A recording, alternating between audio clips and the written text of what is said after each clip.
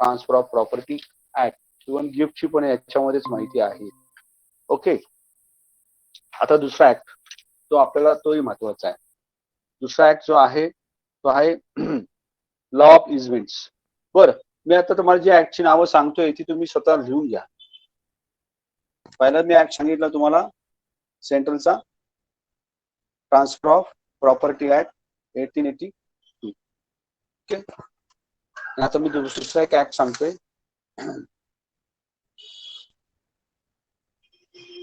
The easement act. The easement act 1882. आपण easement act वर सुद्धा बोललेलो. व्हॉट इज जो कन्सेप्ट मी तुम्हाला बोललो होतो व्हॉट इज इजमेंट त्याच्यावरही बोललो होतो. हा इजमेंट ऍक्ट आहे 1882. म्हणजे काय माहिती का,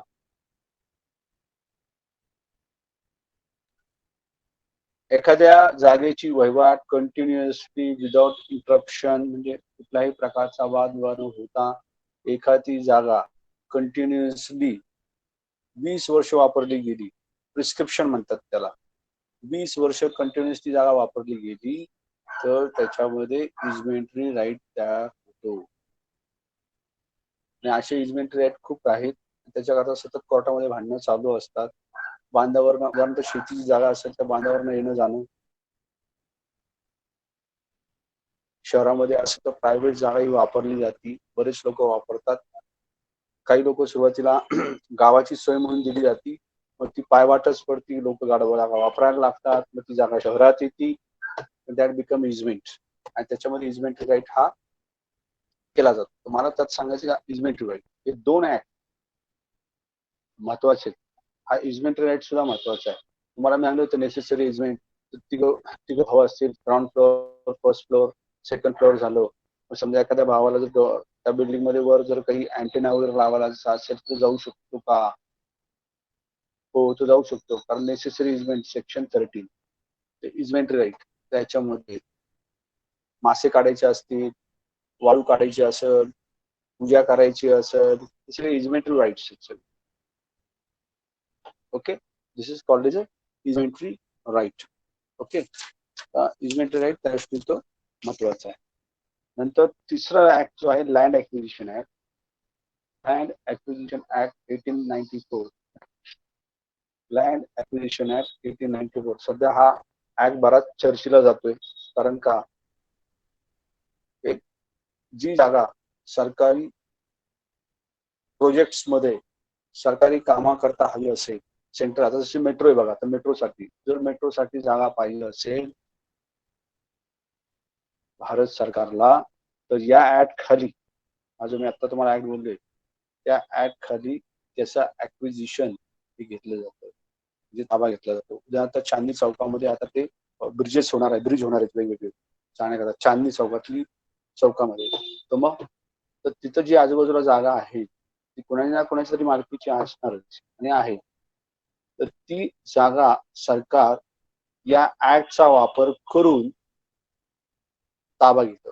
आता ज्यांची जागा आहे जागलेली आहे त्या लोकांना कॉम्पन्सेशन, इधर कॉम्पन्सेशन तरी देतं, नाहीतर सबस्टिट्यूटेड जागा पण देतं.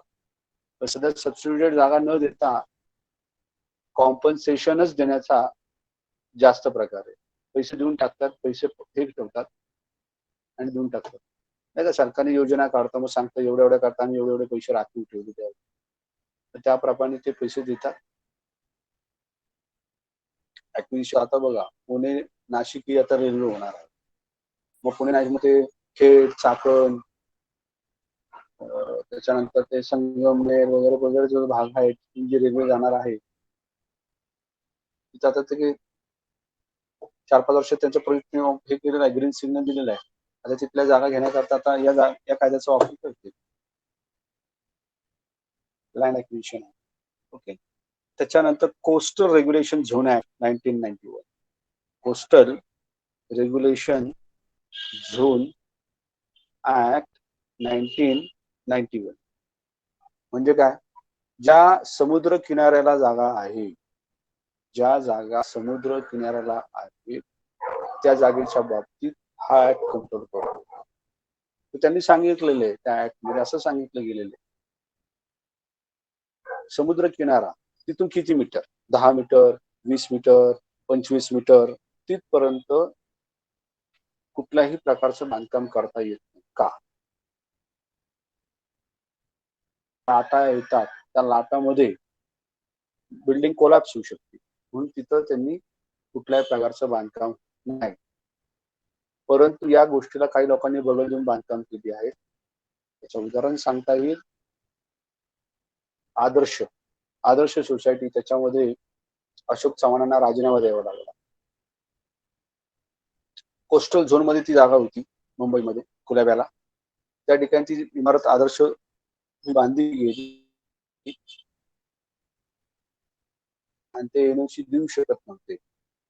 प्रत्येकाने एनओसी दिल्या त्या डिपार्टमेंटच्या अधिकाऱ्यांनी, त्या IAS अधिकाऱ्यांनी, आणि 17 एक फ्लॅट घेतले. नंतर मग सगळं ते झालंच सगळं. तर अशा प्रकारे आता जनरली आपण पुण्यात राहतो, तर आपल्या ह्या कोस्टल झोनचा आपल्याला हा विषय येत नाही 99%. परंतु ज्या जागा कोकणात आहेत, मी तुम्हाला कोकणातल्या जागा बोलतो, ज्या जागा कोकणात आहे, कोकण एरियामध्ये ज्यांना समुद्र किनारा आहे, त्या ठिकाणी ह्या ऍक्टला खूप महत्व आहे. इतकी फसवणूक करतात. आपलं घर समुद्र किनारी, बस चहाचा घोट घ्या, कॉफी प्या, आणि असे चित्रविचित्र ते मिस्टर्स लावतात आणि त्या जागा विकत असतात. परंतु सगळ्या त्या कोस्टल झोन मध्ये जागा विकत असतात स्वस्तामध्ये. तर त्या जागा घेतल्यावर त्या बाधीच होऊन जातात. इव्हन आता सिडकोच्या वगैरे जागा ज्या आहेत, बरंच काही इश्यूज चालू तिथं. सिडकोच्या याच्या त्यांच्या जागा सगळ्या आहेत, त्या सगळ्या कोस्टल झोनच्याच जागा आहेत. त्या इश्यूज चालू आहेत त्यांचे, कोर्टामध्ये लावतात. काय पुढचं चालतं, काय चालतं ते. परंतु कायदा काय सांगतो, तर हे सांगतो पोस्टल रेग्युलेशन झोन ऍक्ट 1991. तर त्याची त्याला बाधा असते. तर तिथली जागा कुठली घेताना पहिला त्याला निर्बंध आहेत का ते बघावं लागेल. तर हा ऍक्ट त्याला प्रतिबंध करतो. नंतर द रजिस्ट्रेशन ऍक्ट 1908 हा सेंट्रलचा ऍक्ट आहे. सेक्शन 17 आणि 18 काय रजिस्ट्रेशन केलं पाहिजे आणि काय रजिस्ट्रेशन नाही केलं पाहिजे असा हा ऍक्ट सांगतो. हा ऍक्ट असं सांगतो, ज्या इमूव्हेबल प्रॉपर्टीची किंमत 100 रुपयाच्या पुढे आहे, ती जागा रजिस्टरच केली, त्याचा व्यवहार हा रजिस्टर्डच केला पाहिजे. पण काही त्याचं एमओयू बनवतात, त्याचं काय म्हणतोय, त्याचं नोटराईज करतात. नाही, ते अडकणारच तिथे. रजिस्ट्रेशनचे जे चार्जेस आहे 1%, 2% ते आपल्याला भरावे लागतील.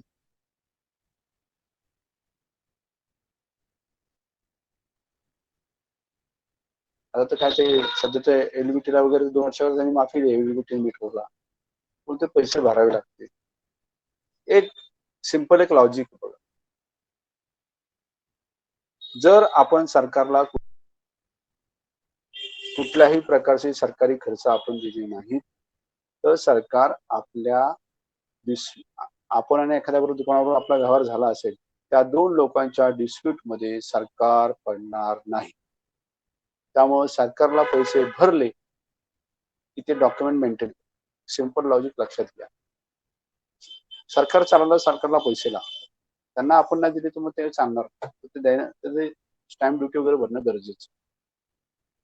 त्याला तुम्ही कुठलाही शॉर्टकट मारू शकता. हा, कमी जास्त होऊ शकते, त्याच्याबद्दल तुम्ही भांडू शकता, परंतु बिगर भरता चालणार, भरायलाच लागतील.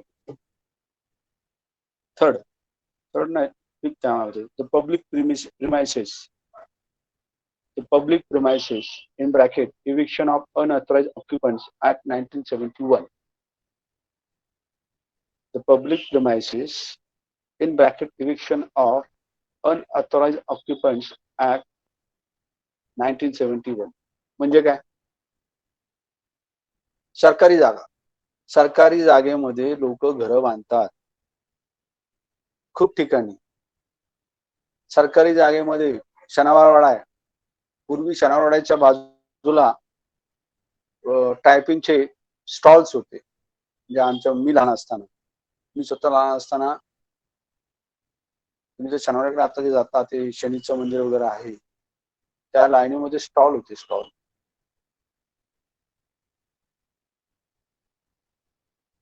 बसले लोक खूप. त्यानंतर स्टॉल काढले वगैरे वगैरे. तो हा आहे त्या ठिकाणी बरीचशी ही मंडळी स्वतःचा कब्जा करून ठेवतात.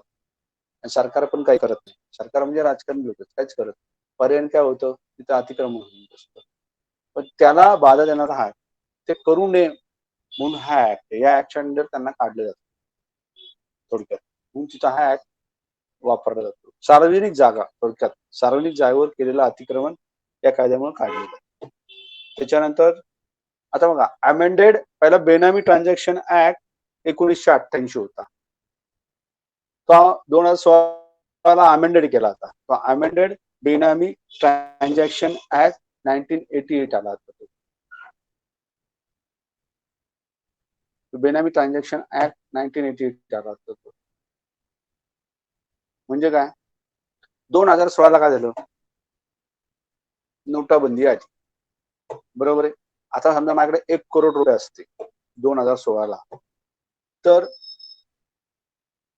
आता ती नोटाबंदी आली म्हणजे आता 500ची आणि 1000ची नोट वापरायची नाही करणार. मी असे बेनामी ट्रान्झॅक्शन करणार, म्हणजे मी असा एक फिक्टिशियस पर्सन तयार करणार. उदाहरणार्थ सोमाजी गोमाजी कापसेच्या नावाने 1 करोडची मी जागा विकत घेणार. सोमाजी गोमाजी कापसे कोण, कोणालाही माहित नाही, तुम्हाला एकट्यालाच माहिती असतो सोमाजी गोमाजी कापसे. ते झालं बेनामी ट्रान्झॅक्शन, त्याच्या नावाने सगळा व्यवहार होणार. परंतु सरकारने त्याला 1988ला हा ऍक्ट आणला आणि निर्बंध आणला होता. 2016 त्याला अमेंडेड केला आणि पुन्हा त्याला अस्तित्वात आणलं. बेनामी ट्रान्झॅक्शन करू शकत नाही. जर बेनामी ट्रान्झॅक्शन केलं तर ते वाईट ठरतं, ते इलिगल ठरतं. म्हणजेच काय, दॅट इज अ वाईड अबिलिशन. म्हणजेच काय, तो केलेला व्यवहार हा सगळा सरकारला मान्य नाही, म्हणून हा तो अमेंडेड बेनामी ट्रान्झॅक्शन.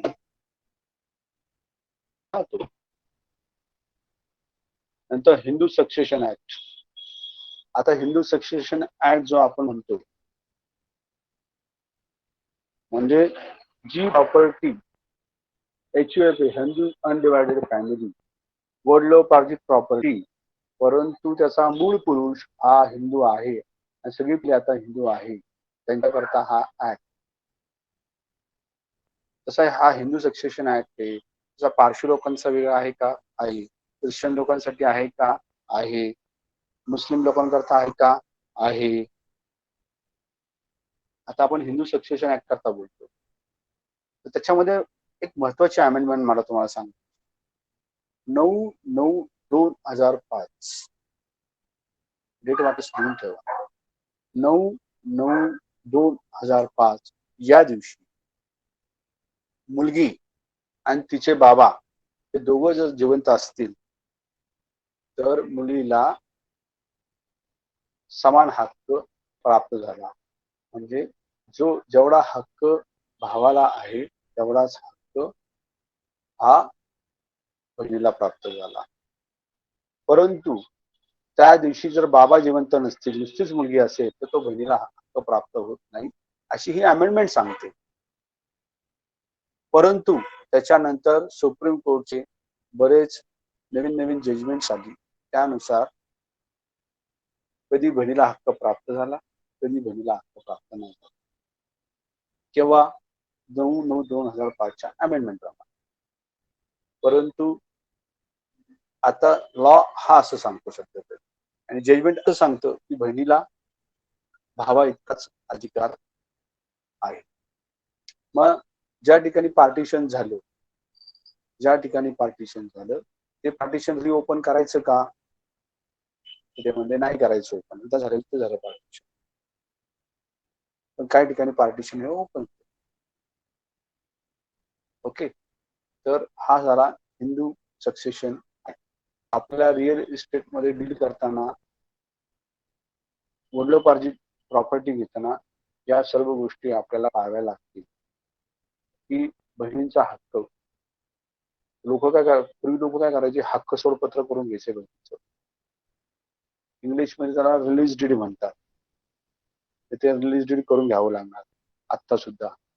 रिलीज डीड एकदा करून घेतलं ना की आपला त्रास होत नाही पुढे जाऊ. So release deed is important. Okay, तर झाला हा हिंदू सक्सेशन ऍक्ट. त्याच्यानंतर स्पेसिफिक रिलीफ ऍक्ट. ठीक आहे, स्पेसिफिक रिलीफ ऍक्ट म्हणून एक ऍक्ट आहे. मग त्या ऍक्टचा उपयोग स्पेसिफिक रिलीफ ऍक्ट 1963. आपल्याला जर मनाई हुकूम घ्यायचा असेल, आता ऍक्च्युअली मनाई हुकुमची प्रोव्हिजन ऑर्डर 39 रूल 1 and 2 मध्ये सीपीसी मध्ये, पण स्पेसिफिक रिलीफ ऍक्ट मध्ये सुद्धा इंजंक्शन घेता येतं आपल्याला. मग त्याचा उपयोग काय? मनाई हुकूम म्हणजे मराठीमध्ये मनाई हुकूम, इंग्लिशमध्ये इंजंक्शन म्हणता येतं. त्याचप्रमाणे समजा एखादा आपण करार केलेला असेल, तो जर कॅन्सल करायचा असेल तर करार केला असेल आपण, तो करार या ऍक्टच्या अंडर आपल्याला तो कॅन्सल करता येतो. तर ह्या ऍक्टचं असं महत्व. समजा अजून एक त्यातलं महत्व, समजा असेल आणि समोरचा सेल करून देत नसेल तर ते साठेखत जे झालं करून दिलेलं आहे त्या साठेखताप्रमाणे समोरच्यानी वागावं असं जर आपल्याला वाटत असेल आणि त्याच्याकडून जर काम करून घ्यायचं असेल, एन्फोर्समेंट करून घ्यायची असेल, तर या ऍक्टच्या आधारे आपण त्या समोरच्या व्यक्तीकडून सेल करून घेऊ शकतो आणि त्याच्याकरता हा स्पेसिफिक रिलीफ ऍक्ट हा वापरता येईल. नंतर एखादी प्रॉपर्टी आपल्या नावाने आहे अशी आपल्याला जर डिक्लेअर करून पाहिजे असेल, सूट फॉर डिक्लेरेशन असा एक आपल्याला दावा दाखल करावा लागतो आणि कोर्टाकडनं आपण डिक्लेअर करून देतो, हो मी या जागेचा मालक आहे, सूट फॉर डिक्लेरेशन. तर ती सुद्धा प्रोव्हिजन या ऍक्ट मध्ये. या ऍक्ट मध्ये फार मोठे जास्त सेक्शन आहेत, 52 सेक्शन आहेत, परंतु त्याचा असा चांगला उपयोग होऊ शकतो. रिअल इस्टेट साठी हा अतिशय महत्वाचा आहे. नंतर इंडियन कॉन्ट्रॅक्ट ऍक्ट. जर मी तुम्हाला ह्या ऍक्ट बद्दल पण बोललो होतो, all agreements, all contracts are agreements, but all agreements are not contracts. जर मी एखादं अग्रीमेंट केलं आणि ते अग्रीमेंट जर ते रजिस्टर्ड केलं नाही, त्याच्यावरची स्टॅम्प ड्युटी भरली नाही, तर ते अग्रीमेंट हे कॉन्ट्रॅक्ट होत नाही आणि त्याच्यामुळं ते आपल्याला एन्फोर्सिबल करता येत नाही. म्हणजेच ते डॉक्युमेंट कोर्टामध्ये वाचता येत नाही आणि कोर्ट त्याला कुठेही किंमत देत नाही. म्हणून कुठलंही अग्रीमेंट जरी तुम्ही आपण केलं तर ते रजिस्टर्ड करणं आणि त्याच्यावरची स्टॅम्प ड्युटी महाराष्ट्र सरकारची जी काय असेल रजिस्ट्रेशन चार्जेस भरणं हे अतिशय आवश्यक आहे. जर ही प्रक्रिया पूर्ण केलीस तर agreement become contract which is enforceable law under section 2H of Indian contract act. Otherwise ते नुसतंच अग्रीमेंट राहील, ते कधीही कॉन्ट्रॅक्ट होणार नाही. नंतर पुढचा काय, द इंडियन पिनल कोड 1860. या कायद्याचा उपयोग काय? This is a criminal major act. डोकं फोडाफोडी झाली, क्रिमिनल ट्रेसपास झाला, धक्काबुक्की झाली, लाठीने मारलं, काही वाटेल तरी झालं तर या ऍक्टच्या अंडर 511 सेक्शन आहे. 511 511 सेक्शन आहे. 1860 चा कायदा आहे. इंग्रज मॅक्युली नावाच्या इंग्रज एक जो बॅरिस्टर होता त्याने, जो कमिटीचा हेड होता त्याने हा कायदा बनवलेला आहे. आणि बघा 1860 सालचा कायदा आहे, अजून सुद्धा आपण तो कायदा वापरतो. पोलीस चौकीत गेलो की या कायद्याचं काम लगेच चालू होतं. Indian Pinal code 1860. Criminal trespass कोणी केला याच्यामध्ये येतो आपण, या कायद्याचा लगेच उपयोग चालू होतो. नंतर क्रिमिनल प्रोसिजर कोड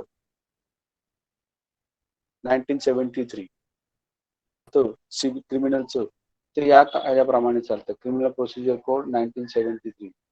त्याच्यामध्ये आपल्या दृष्टीने एक महत्वाचा सेक्शन मी तुम्हाला सांगितला होता, सेक्शन 145 ऑफ CRPC. जर कोणी आपल्या जागेत बळजबरीने घुसलेलं असेल तर त्याला काढण्याकरिता हा ऍक्ट वापरता येतो, सेक्शन वापरता येतो 145 आणि त्याची प्रोव्हिजन या ऍक्ट मध्ये आहे, जो आपल्या दृष्टीने महत्वाचा आहे. तर हा साधारणपणे हे एवढे ऍक्ट आहे. आता रेराचंही सांगून टाकू. आता रेरा जो ऍक्ट आहे हा बिल्डिंग बांधल्यानंतर अप्लिकेबल व्हायला लागतो, परंतु आपण बिल्डिंग बांधण्याच्या आधी सुद्धा रेरा मधून जाऊन रेराचा नंबर घ्यावा लागतो, त्याला सर्व डॉक्युमेंट्स द्यावे लागतात, त्यांची ती लिगल टीम सर्व चेक करते आणि त्याच्यानंतर तो आपल्याला एक नंबर मिळतो आणि तो नंबर आता सध्या लोक ऍडव्हर्टाइजमेंट मध्ये टाकतात किंवा तो नंबर आपल्या अग्रीमेंट मध्ये सुद्धा टाकावा लागतो. रेराचा एकदा कम्प्लायन्स केल्यानंतर जे अग्रीमेंट आपण तो नंबरही टाकतो. समजा आपल्या बांधकामात कुठलाही प्रकारचा दोष आढळला, वेळेप्रमाणे बांधकाम केलं नाही, कुठल्याही अग्रीमेंटच्या कॉन्ट्रॅक्टच्या कंडिशन आपण बोलल्या तर रेराप्रमाणे बिल्डरवर कारवाई केली जाते आणि त्याचे ट्रायब्युनल हे औंधला सर्जेराव गायकवाड जे भवन आहे तिथं बसलेला आहे. तर रिटायर्ड जज डिस्ट्रिक्ट किंवा हायकोर्टाचे बसतात. एक स्वतंत्र ट्रायब्युनल आहे आणि समजा इथला निकाल जर आपल्याला पटला नाही बसली आता ते हायकोर्टाच्या जवळच बसते. तर हे रेराचं महत्व. तर आता सध्या आपल्याला रेरा एक बघावं लागेल जास्त प्रमाणात, पण रेरामध्ये शेवटी एकच आहे, जो प्रिस्क्राइब पिरियड आहे 2.5-3 वर्षाचा त्याच्यामध्ये आपण द्यायचं बांधून. नाही गेलं समोरचा गेला तर मग आपलाही माणूस पाठवावा लागतो आणि मग ते रेराचा कम्प्लायन्स, रेराची भांडणं ती करावी काय असेल तर. रेराचा हा आहे. रेरा एवढंच करतो की समोरच्याला वेळेत बांधकाम करून द्यायचं आणि वेळेत ताबा देणे, हे रेराचं काम. कंट्रोल ठेवायचं काम हे करतो, हा रेरा करायला लागला आणि या अथॉरिटी इथं बसतात. ओके. आणि त्यात पुन्हा महाराष्ट्राचा रेरा पुन्हा वेगळा आणि सेंट्रलचा रेरा वेगळा. ओके. हे सेंट्रलचे साधारणपणे एवढे कायदे आपल्याला माहिती असणं आवश्यक आहे. कोणाला प्रश्न विचारायचे का आता? फक्त सेंट्रलवरच आता, आता मग मी पेको चालू करणार. पण रिअल इस्टेट मध्ये रेरामध्ये येतं का? ते कोणत्या पद्धतीने रजिस्ट्रेशन केलं जातं? काय तुम्ही एजंट किंवा रिअल प्रॉपर्टी कन्सल्टंट म्हणून आपण रेरामध्ये रजिस्ट्रेशन करावं लागतं. हो. पण ते त्याच्यामध्ये आपल्यासाठी काय रूल कुठले ऍप्लिकेबल असेल? आपल्याला लॉ कुठला ऍप्लिकेबल आहे? कोणाला? एजंटला नाही. If you are agent no you have to take the registration. You have to take the registration of RERA under RERA. But if you are builder, तुम्ही जर बिल्डर असाल तर तुम्हाला सर्व डॉक्युमेंट सबमिट करून तुम्हाला आता रेरा एक नंबर देतो ना आपल्याला अथॉरिटी मधून, तो नंबर द्यावा लागतो ना आजकाल. दॅट इज अ मॅन्डेट ना, ते तुम्ही सुट्ट असं करू शकत नाही. रिअल इस्टेट एजंटला पण काय नंबर घ्यावा लागतो ना सर? हो मिळतो. हो ना, घ्यावा लागतो ना.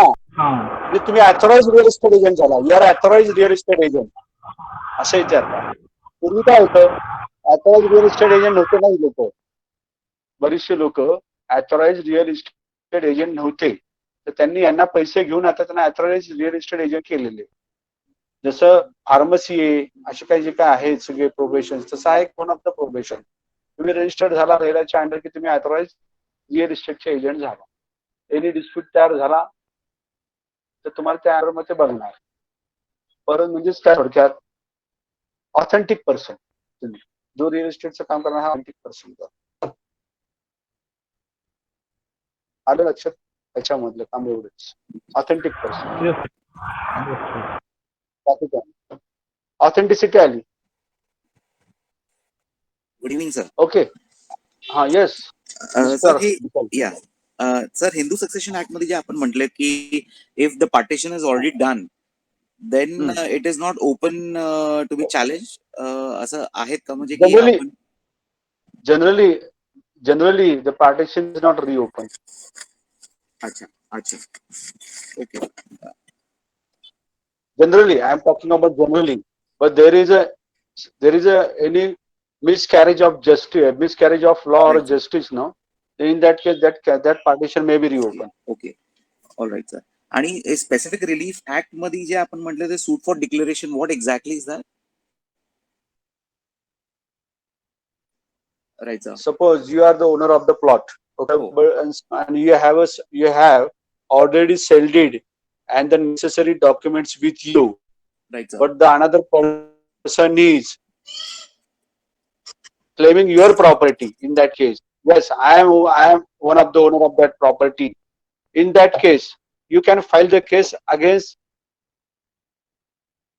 the person, opposite person, and you can file the case in civil court and declare by the court. So court will be declare you are the owner of this property. But in that case, you have to submit the necessary documents, your sale deed, Okay. other whatever the documents. So your document and another person who is claiming same property, the two documents are compared by the court and declared. Right, sir. Okay, got it. Thank you, sir. So this is a declaration. Suit for declaration you have to file in that case. Hello बोला ना. बोला बोला बोला. तर Hindu act मध्ये मुलींचा मगाशी आपण जे बोललात की 2005 मध्ये ते amendment झालं, परंतु जर मुलीचे वडील त्याच्या आधीच हे झाले असतील, एक केस आहे माझ्याकडे 1980 ला ते हे झालेत, तर आणि आता जजमेंट वेगवेगळे एक्सपायर झालेत वडील आणि पार्टिशन काय झालेलं नाहीये, परंतु मग आता नवीन जे सुप्रीम कोर्टचे जजमेंट येतात ते तर सांगितलं ना तुम्हाला. कायदा असं सांगतो 9/9/2005 ला मुलगी आणि बाबा दोघं पाहिजे. हा ना. परंतु तसं झालं नाही तर मग काय मग आता लेटेस्ट जजमेंट असं सांगतो जरी बाबा नसतील तरी सुद्धा मुलीला राईट आहे. हो ते मी सेव्ह करून आता लेटेस्ट जजमेंट सांगतो. म्हणजे तुमचं ओपिनियन. आता शेवटचं जजमेंट हे असं सांगते. Okay okay thank you sir. शेवटचं जजमेंट असं सांगते त्याचा. परंतु काय झालं हे असे कायदे करून बहीण भावाची भाऊबीज गेली, रक्षाबंधन गेलं ना. हिंदू संस्कृती चालली महाराष्ट्रात. आज बघा तुम्ही घरोघरी ते चित्र आहे सर. हो गेलं ना सगळं. हो ना. मग मामाला भाचा नाही, हो ना. असंच झालं ना. ते विनाकारणच मामाचं प्रेम गेलं, सगळं गेलंच ना. या कायद्यामुळे बरीच गडबड झालेली आहे. फार मोठी फार मोठी फार मोठी. आता स्थिर आहे. त्याला आता उपाय काही नाहीये, पण स्टेटस तर असं आता बघा. आणि अजून एक ऍक्ट आहे. हा तुम्ही एवढाच ऍक्ट म्हणता, अजून एक ऍक्ट आहे. वॉरंट ऍक्ट जो ऍक्ट आहे 2005 याच्यामुळे सुद्धा बरेचसे संबंध हे खराब झालेले आहेत. लग्न होऊन जी मुलगी बाहेरून घरात किती सून म्हणून येते, she can immediately claim the property. Yes, within a year मला ही प्रॉपर्टी पाहिजे, मला या फ्लॅट मधला भाग पाहिजे. आणि डीव्हीची केस चालू होती, डोमेस्टिक व्हायलन्स. त्याच्यामुळे सासू सासरे नंदा भाऊ बहीण हे सगळे रिलेशन डॅमेज व्हायला लागली. खरी गोष्ट. असा हा ऍक्ट हा समाजाला सध्या खूप मोठ्या प्रमाणावर डॅमेज करून राहिलेला. पण त्याला आता काय उपाय नाहीये. चालू त्याच्यावर सुप्रीम कोर्ट मध्ये तो कायदाच काढून टाका, रिपील करा असं म्हणणं आहे आता काही लोकांचं. कारण सामाजिक स्वास्थ्य, सोशल जे गोष्ट आहे, सोशल डिसिप्लिन झाली खूप कोर्टामध्ये. इव्हन आता बऱ्याचशा केसेस माझ्याकडे सुद्धा ज्या आहेत त्या डोमेस्टिक व्हायलन्स मध्ये ते याच प्रमाणात प्रॉब्लेम चालू आहेत आता सध्या त्या तिथं. आणि सर्वात महत्वाचं त्या ऍक्ट मध्ये असं चालू आहे की प्रॉपर्टीच क्लेम केली जाते आणि कोर्ट ताबडतोब इंजंक्शन पण देतं. आणि प्रॉपर्टी क्लेम केल्यामुळं काय करताच येत नाही. इज इट, मी आर्ग्युमेंट असं करतो, is it a entry for the ladies to enter in the property? The marriage is the entry point to enter in the property directly. Is it a shortcut? Is it a shortcut? अगदी बरोबर आहे. This is my argument right now. एकदम clear argument आहे sir. की एक असं खूप चालू आहे.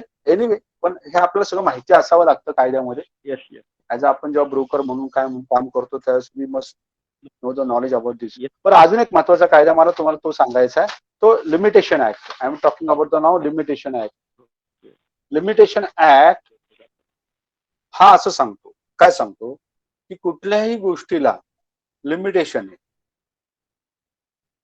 व्हायलेशन, आपल्या राईटचं जर व्हायलेशन होत असेल तर आपली जबाबदारी आहे की आपण वेळेत कोर्टात पोहोचलं पाहिजे.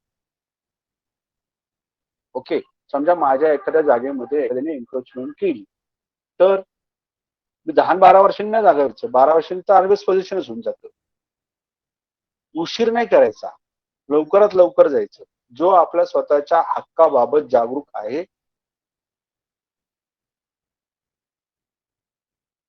त्यालाच कोर्ट मदत करू शकतो. जो स्वतः मदत करू शकतो असं सांगतो. लिमिटेशन ऍक्ट 1963 याच्यामध्ये त्यांनी प्रत्येक गोष्टीचं लिमिटेशन दिलेलं आहे. किती वर्षामध्ये जायचं तुम्ही सर्वसाधारणपणे? नाही, 6 महिन्यात जायचं. समजा आपल्या जागेमधून आपल्याला कोणी डिस्पोजल म्हणजे एखादा प्लॉट हा माझ्या मालकीचा आहे आणि त्याच्यामध्ये डिस्पोजेस केलेला आहे, तर किती महिन्यामध्ये गेलं पाहिजे? 6 मंथ्स. 6 महिन्याच्यात मी गेलं पाहिजे. मग समजा 6 महिन्यापेक्षा मला जास्त उशीर झाला, तर मला कंटिन्युएशन ऑफ डिलेचं मला ऍप्लिकेशन करावता येतं. म्हणजे मला असं म्हणता येतं, मला उशीर झाला आहे, मला माफी असावी आणि माझं ऐकावं. सेक्शन 5 ऑफ लिमिटेशन ऍक्ट मध्ये त्यात ती प्रोव्हिजन आहे. परंतु आपलं एक्सप्लेनेशन हे रिझनेबल असावं लागतं. मग काय होतं, प्रॉब्लेम इश्यू असं होतं की कधी कधी डिले करून हा माफच केला जात नाही, कॉस्ट मारून सुद्धा. मग आपला मूळ हक्क मारला जातो.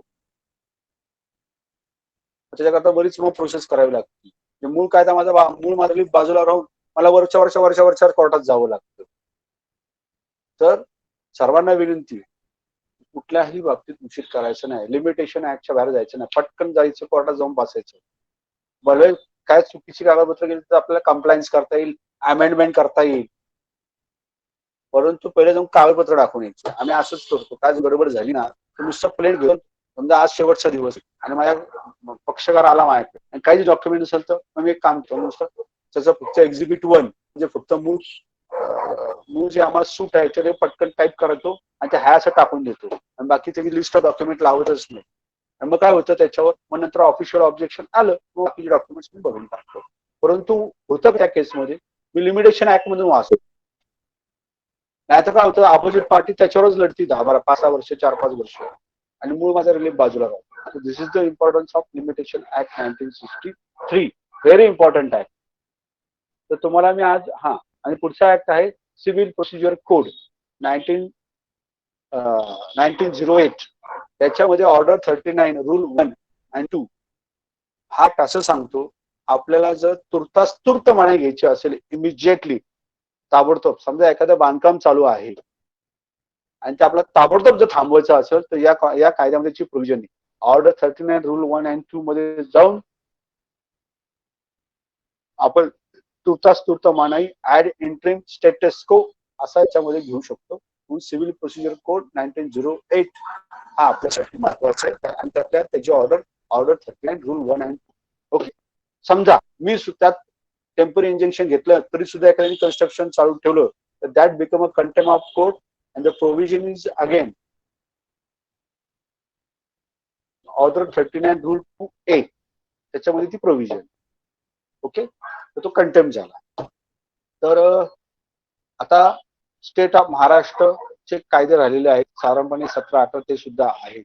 ते आता मी पुढच्या लेक्चरला येतो. जरा अजून मी तुम्हाला 10 मिनिटं एक्स्ट्रा शिकवणार होतो, मी 7:45 आलो होतो, परंतु मला उद्या आहे खूप काम आणि आता माझ्याकडे क्लायंट ऑफिसमध्ये बसलेले, त्यांच्यावर मला बोलायचं ताबडतोब. तर मी तुमच्याकडे आज रजा घेतो. 2च मिनिटात तुमच्या काय अडचण असेल तर मला विचारा.